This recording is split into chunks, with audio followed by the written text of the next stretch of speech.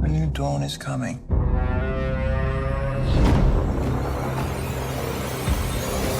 A new line of unsullied kings. My queen, we've seen something strange. Mother. There's a fog that surrounds her. She has come to do you some evil. I have a piece on the board now that will bring the Savage Queen to her knees. You may refuse me as your sister, but I may compel you as your queen. Now tell me what you know.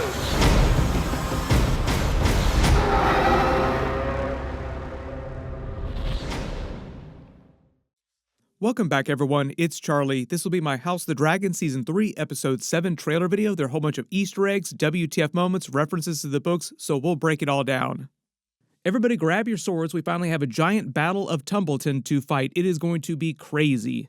If you're one of those people that have been complaining that nothing has happened on House of the Dragon since the first 2 episodes, big battle episodes, then this is probably the episode for you. This was made for you. But every once in a while, you do have to remind casual fans that Game of Thrones and House of the Dragon aren't shows about titties and dragons. They're actually shows about really great meetings. It's just that on House of the Dragon, we haven't had as many great meetings episodes as we did on the original Game of Thrones series. Maybe they can fix that by the end of Season 4.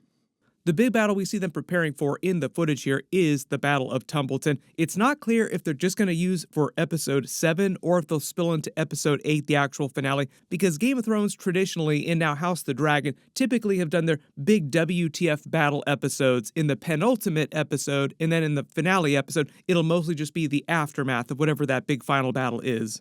So a lot of the footage here that we see in the trailer is mostly the build-up to that final conflict, especially with Ormund Hightower talking to Dwayne, saying that he finally has a piece on the board that's going to help him turn the tide, like some big WTF twist that he has coming up in the Battle of Tumbleton. At the beginning of the trailer, we start with Aemond's voiceover still at Harrenhal, talking to what seems like Alys Rivers, with Alicent next to him, talking about a new line of unsullied kings. He's talking about the children, presumably, that he might have with Alys Rivers. I've long envisaged the return of the Targaryens to this ancient seat. That was her big pitch to him in the last episode, is that she would have Targaryen princes with him, and there was crazy power at Harrenhal, and it started to seem like he was down with all of her crazy, like, find somebody who matches your freak, and he has found somebody who has his level of freak. Also really helps that she showed him 5 dragon eggs, and he felt warmth coming off of the dragon eggs, meaning that there were potential that they could hatch. But they cut his voiceover with footage back at King's Landing of the Dragon Pit, where it seems like Adam and Baela's dragons are flying back to the Dragon Pit after they've been out looking for Vhagar and Aemond. They've been doing that for the last couple of weeks. We get some really trippy footage of Aemond swinging his sword around practicing inside his room at Harrenhal. This is Blackfire, the Valyrian sword that belonged to Aegon the Conqueror, that belonged to Viserys before them. Aegon would have technically wielded it briefly while he sat on the throne, but I think the only time he actually really used the sword was to chop up Viserys' Lego model of the Valyrian freehold after Blood and Cheese because he was so pissed off. Aemond also took the Valyrian dagger off of Aegon after he fell at the Battle of Rooks Rest. So Aemond has both the Valyrian dagger with him and the Valyrian sword of Aegon the Conqueror. We get a real brief scene of what looks like Rhaenyra in the small council chambers in her chair at a meeting, tapping her finger on her chair here, like she's just waiting for something. It seems like she's getting a little listless, and she's starting to spin out a little bit towards the end of the trailer. Basically, if episodes have gone on, her mental state has started to deteriorate bit by bit. We get a real quick scene of Gwaine Hightower and his men riding outside of Tumbleton briefly. Not clear what they're doing because we see them back in Tumbleton talking to Ormund Hightower about his coming plans for the battle itself. So for some reason, it seems like Gwaine Hightower is still going to be around during the actual Battle of Tumbleton. My early assumption is that he wants to stick around to protect Daeron, like he's more worried about what's going to happen to Daeron when he's not there than what's actually happening with the Greens fighting the Blacks right now. We get a real quick shot of Aegon still outside of Rooks Rest with Laird Strong and Tywin Lannister standing up looking like he's seeing something very surprised. There's a lot of this with Aegon the last couple of episodes, whereas them just kind of in a holding pattern with him around Rooks Rest, probably waiting for some big Sunfyre reveal. Adam and Baela tell Rhaenyra in the small council meeting they've seen something strange, but it's not clear what's happening. This could have something to do with Sunfyre at Rooks Rest, or it could have something to do with the sheep stealer and Rhaena up in the Vale, because they've been both places recently, so they could have seen either of the dragons recently. My queen, we've seen something strange. Whatever they're telling her, she is really, really upset about it. Like, she seems she's really surprised. And out in broad daylight, they look up in the sky and they see something. I think it's one of the dragons. You can let me know which dragon you think it is. But because it is broad daylight, there's a big question about which dragon it might be. We get a real quick shot of Daemon on Caraxes flying towards the Vale. All this terrain looks like the Vale because of the mountainous terrain and the clouds here. So he might be going back either to talk to Lady Jane, or he might be going back, more interesting, to talk to Rhaena and Sheepstealer, because remember, he's looking for people to help him burn the greens, and Rhaena would probably love to help him burn greens. She just wants to be part of the family. They have to have some way to keep her in the story, keep Rhaena and Sheepstealer in the story in the final 2 episodes. So right now, they're just chilling out in the Vale, so Daemon would be a reason for them to come back into the fight. We get a couple scenes from what seemed like earlier in the episode where Alicent reaches Harrenhal and Aemond just wakes up surprised to see her there. What's going on? Like, mother, oh my god, you're here. He's kind of obsessed with her a little bit, but it seems like Alys Rivers is getting all the bad signs and portents coming from her, and she clocks that she is there to do some harm to Aemond and tells him as such. So we will see how Aemond addresses that, how he handles that while she's there. Aemond hanging out with most of the important women in his life next to Helaena. He's still, I think, kind of low grade in love with Helaena a little bit too. Like, he would have loved to marry Helaena when he was a little kid if he could. Earlier during season 1, when Aegon was being crowned, it also seemed like he thought that he should be the one being crowned. He should be king, and he should be the one marrying Helaena too. From the way they talk about it, neither Aegon nor Helaena wanted to marry each other, and they were just doing it because they were forced to by their family, by Otto Hightower. I am sure all their scenes will be suitably awkward. It's going to be fantastic. While Ormund Hightower is telling Gwaine Hightower about his new secret weapon that he has, his new chess piece on the board, on the Savas set, so to speak, because we have Savas in Game of Thrones, not actual chess, we get that footage of Rhaenyra seeming like she's been crying or she's just completely zoned out while Alinda Massey is working on her hair one night before she goes to bed.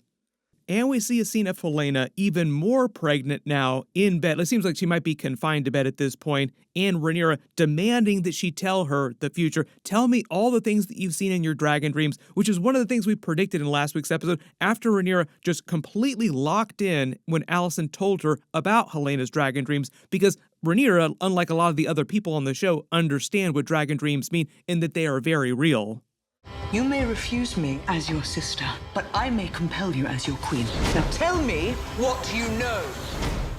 So she's one of the few people on the show that just wants to hear all the spoilers from Helaena. Tell me all the spoilers about the future of the show. And Helaena does not look like she is happy at all. Like, she does not want to tell Rhaenyra anything. But I wouldn't be surprised if she drops a couple of those future truth bombs on Rhaenyra that just completely cause her to spin out. You have to remember that the stories were published a long time ago, so like, we know what happens to all these characters, but the way that Helaena works with her dragon dreams is that she's seen all that, and everything that she's spoken in the past has come to pass. It's just been a surprise in the way that it goes down, with the way that George R. R. Martin talks about it, that prophecy is often misinterpreted by the people that see prophecies or hear prophecies. So it's entirely possible that Helaena tells Rhaenyra something that she doesn't want to hear about her own future, the way that she did with Aemond, because she basically told Aemond that he was destined to die, and he just did not want to hear it. Like, wait a minute. And he's even shared a little bit of that with Alys Rivers. So Aemond is just completely frozen in his tracks for at least a little while during the show because of what Helaena told him. We'll see how that affects Rhaenyra. Maybe this is one of the things that helps drive her over the edge. Like, she's already kind of teetering right now. Like, her mental state is not that great. I also love the way that even though what's happening in the scene is very interesting, they also subtly remind you that Helaena is technically Rhaenyra's sister because of all the Targaryen twincest in the family. You also remember that Daemon, who is married to Rhaenyra, is her uncle, technically, and Jon Snow was the nephew of Daenerys. She was his aunt. This is just the way they do it inside the Targaryen family. I also think what they're trying to do with this whole Rhaenyra and Helaena subplot, in addition to all the prophecy stuff that she might be getting out of Helaena, is also make Rhaenyra complicit in Helena's fate. Like, they really want you to worry about what might happen to Helaena. She does not look like she's doing very good. They also really want you to worry about Helena's baby too, and I do think it's going to wind up being Maelor from the books. She literally told Alicent in a previous episode that she would have to kill the baby if it is born male. We did get a little footage of Helaena in previous trailers seemingly giving birth, but I don't know if that's going to be episode 7 stuff or episode 8 stuff. We will see. There's a lot of characters on the show that I think they want to make it to season 4, so there will probably be a couple big deaths by the end of this season, but I think they want a lot of the big characters to survive to season 4. We get another real quick wide shot of the Rivermen and the Winter Wolves arriving at Tumbleton, getting ready to post up before the Battle of Tumbleton. Another shot of Aegon in the woods outside of Rooks' Rest as they get ready to go to the east. I think this shot of Aemond being surprised looking up is him looking at Alicent arriving at Harrenhal again. And we get another shot of Sheepstealer roaring, confirming that Daemon is probably going to the Vale to find Rhaenyra and Sheepstealer. You can let me know what you think that he's doing there, like what is his goal? Does he want to get Sheepstealer and Rhaenyra to come help him burn Tumbleton? Because we have seen scenes of him in his battle armor at Tumbleton with the Dragonseeds, with the Rivermen, with the Winter Wolves, and Sheepstealer was nowhere to be found unless they're trying to kind of hide Sheepstealer's presence, and it's going to be a big surprise in the episode or in the finale. So there's still a big question about the way they're going to pace the final 2 episodes out, if they go with the traditional Game of Thrones and House of the Dragon style of doing the penultimate episode as like the big battle episode, and then in the finale just doing the aftermath, or if the Battle of Tumbleton is going to spill into the beginning of the finale, and then they just do a little bit of a tag scene at the end of the finale to wrap everything up, pushing into season 4.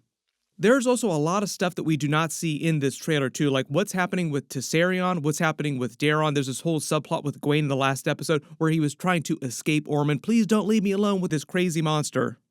You left me alone with him. You know what he is. There's still the big question about what's happening with Hugh Hammer and his wife, that whole subplot, because remember, he's really worried about her, and it just makes you question how he's going to act during the final Battle of Tumbleton, and what's going to happen with Ulf White, who also seems like he really hates Daemon and Rhaenyra right now too, and also controls his own big dragon too. So they really want you to question how the Battle of Tumbleton is going to go down, who's going to win, because right now it seems like Rhaenyra has the decisive advantage with all the extra dragons, but there's a lot of chaotic things happening inside her camp, and that might not be the case by the end of the battle. And it really seems like Ormond is super confident that he has something that's going to help him tip the tide of the battle back towards the Greens. So I do think they want to end season 3 on a big decisive victory for the Greens and make it feel like it could be anybody's game, like Rhaenyra might not be able to hold on to the Iron Throne during season 4. But because the trailer almost raises more questions than it answers, just post all your theories in the comments below. Everybody post all your reactions in the comments below and let me know if you spotted any Easter eggs or references in the new trailer that I didn't talk about in the video. My full episode 7 video will post next week after they release it, so be sure to enable alerts for my channel so you don't miss that. Everybody click here for that episode. I'll update the link as soon as I post it, and click here for all my other House of the Dragon episodes. Thank you so much for watching, and I'll see you guys in the next one.